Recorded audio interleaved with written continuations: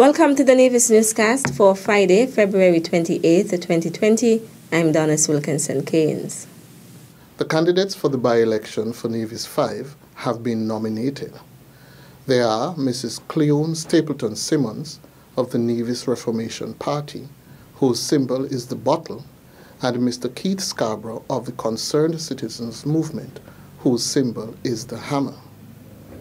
We congratulate both candidates on offering themselves in the service of the people of Nevis and of St. Thomas's in particular.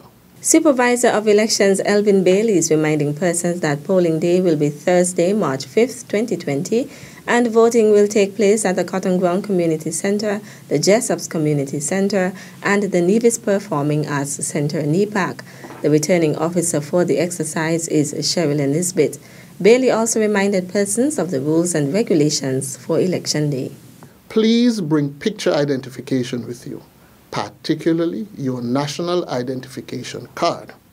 However, if the card is expired or lost, be advised that you can still vote upon presentation of either a local passport, local social security card, or local driver's license, all valid.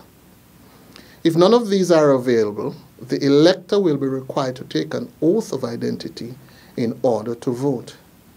I need to remind the public that voting is not complete until the appropriate finger is dipped in the ink to the satisfaction of the presiding officer. The polls will be available for continuous voting from 7 a.m. to 6 p.m. Any and all persons who are in line at 6 p.m. will be allowed to vote, but no one will be allowed to join the line after 6 p.m. Also, no one is allowed within 100 yards of the polling site other than electoral officials, candidates, and their credentialed agents. The police will be asked to strictly enforce these rules. Also, note that it is an offense to display political paraphernalia on voting day. At the end of voting, ballot boxes will be transported under armed guard to the Cotton Ground Police Station, where they will be counted starting at 8 p.m. The results will be shared with the public as they become available. In more local news, the COVID-19 virus has now spread globally. It's now in Europe, it's in China, it's in other countries, even in the United States. And so we have to be prepared for any eventuality here on the island of Nevis and in the wider Federation of St. Kitts and Nevis. Premier the Honourable Mark Brantley recently highlighted the steps that are being taken in St. Kitts and Nevis to prevent the spread of the novel coronavirus to the Federation. Premier Brantley, who is the substantive Minister of Health in the Nevis Island Administration, was making remarks at his Thursday, February 27th press conference. The St. Kitts and Nevis has responded with some alacrity, and we have a travel restriction. Citizens, residents, and businesses with interest in the hotel, tourism, and allied services sector are hereby asked to be guided accordingly by this travel advisory. While St. Kitts and Nevis is the smallest jurisdiction in the Western Hemisphere, our government still takes seriously its commitment to protect our borders and the health and wellness of all citizens and residents. Persons who may require additional information can get that information from health authorities, both in St. Kitts and in Nevis.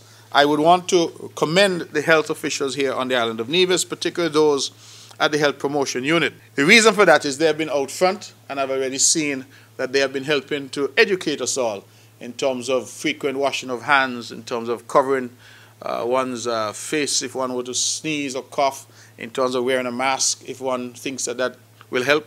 But generally, if one has flu-like symptoms, to stay at home, not to come to school, not to come to work, as the case may be, and not to seek to infect others. As noted by the Premier, persons are being encouraged not to travel to China. COVID-19 is very serious, and we want to treat it seriously. So for those who don't need to travel, stay home. Still to come? One, we know there are lots of things happening on that same night, but we really want everyone to come out and enjoy themselves. It's just an hour to an hour and a half, and we're hoping. The details after this break.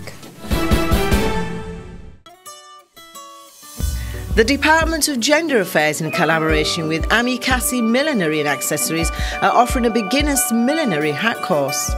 March 16th to 20th, 2020, from 9 a.m. to 1 p.m. at the Department of Gender Affairs Conference Room. Registration fee $50. Deadline February 28th, 2020. For further information, contact 469-5521, extension 6750. Go on, you owe it to yourselves.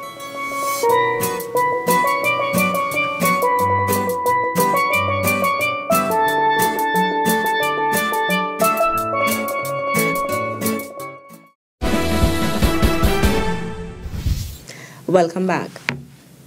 On February 29th at 7 p.m. sharp, it's going to be Lift Every Voice and Sing.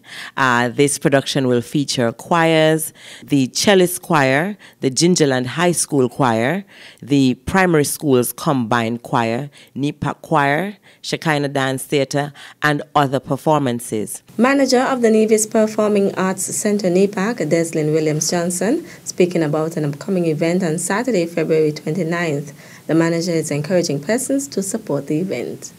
This production serves to last roughly an hour, maximum an hour and a half, as it's a special event. We're encouraging everyone to come on out dressed in their Black History attire. Admission is $20 adults, and for children 12 years and under, $10. So everyone is invited to come on out to this wonderful production. It's not a long one. It's one we know there are lots of things happening on that same night, but we really want everyone to come out and enjoy themselves. It's just an hour to an hour and a half, and we're hoping everyone takes something away from it. Come and have a great time. The event will begin at 7 p.m. This weekend, the Nevis Literary and Debating Society will defend its championship at the Leeward Islands Debating Competition, LIDC. This year's LIDC, which is taking place in Montserrat, commenced on Thursday evening, February 27th. On Saturday, February 29th at 4 p.m., Nevis will take on the winner of Debate 2. The mood: the technological age has caused severe dilution of authentic Caribbean culture. If Nevis wins, the team will advance to the finals on Sunday, March 1st at 4:30 p.m. to come up against the winner of Debate 3, discussing whether the prevalence of chronic diseases supersedes unemployment as a significant hindrance to development in the Caribbean.